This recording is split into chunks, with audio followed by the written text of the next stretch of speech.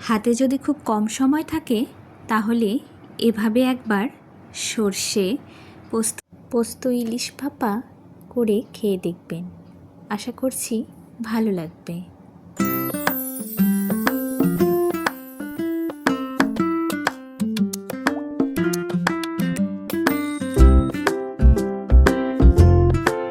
সর্ষে পোস্ত ইলিশ ভাপার জন্য সবার প্রথমে মাছগুলোকে নিয়ে নিতে হবে। আমি এখানে 3 পিস মাছ নিয়ে নিয়েছি। আপনারা আপনাদের পছন্দ মতো মাছ নিয়ে নেবেন পিস। এরপর মাছগুলোকে নুন হলুদ দিয়ে ভালো করে মাখিয়ে নেব। ইলিশ মাছ আমাদের সকলেরই একটি প্রিয় মাছ, তাই ইলিশের সব রকম রেসিপি ইলিশ লাভারদের খুব ভালো লাগবে। ইলিশের সর্ষে পোস্ত বানানোর জন্য আমি এখানে কালো সর্ষে নিয়ে নিয়েছি। আপনারা চাইলে সাদা সর্ষে ব্যবহার করতে পারেন। এরপর কিছুটা পোস্ত নিয়ে নিয়েছি। আমি এখানে কয়েকটা কাজু বাদাম দিয়েছি, কিন্তু এটা অপশনাল, আপনারা চাইলে নাও দিতে পারেন। আর কয়েকটা কাঁচা লঙ্কা, ব্যাস আপনারা যেরকম ঝাল খাবেন সেই রকম নেবেন। আমি সর্ষে পোস্তটাকে মিক্সিতে দেবার আগে জলে ভিজিয়ে নিয়েছি। এরপর সব উপকরণ দিয়ে গ্রাইন্ডারে সব কিছু পেস্ট করে নেব। সর্ষে পোস্তর পেস্টটা ইলিশের গায়ে কিছুটা মাখিয়ে নেব। আর হ্যাঁ, সামান্য একটু হলুদ পেস্টটাতে আপনারা মিশিয়ে নেবেন। এরপর একটি স্টিলের টিফিন বাটি নিয়ে নিয়েছি। তার মধ্যে সর্ষে পোস্তর পেস্টটা কিছুটা ঢেলে নেব। তারপর আমি সে মাছগুলো দিয়ে দেব।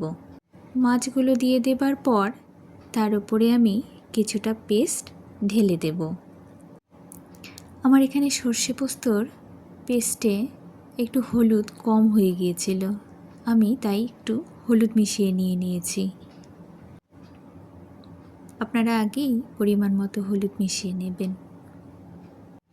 এই রেসিপিটি বানাতে খুবই কম সময় লাগে।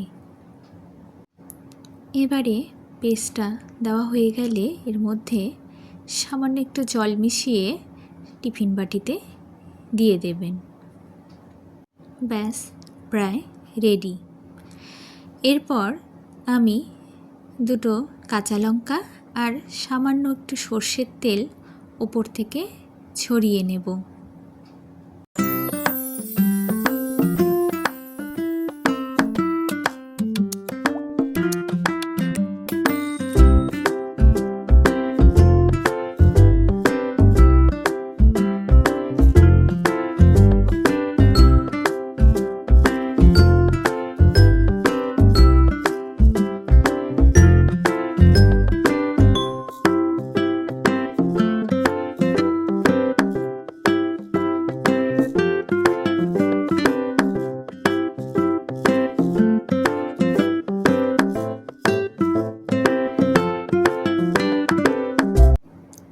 এবার ভাপানোর পালা।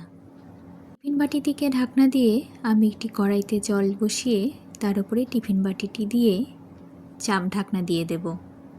15 থেকে 20 মিনিটের মতো ভাপাতে হবে, তাহলেই রেডি।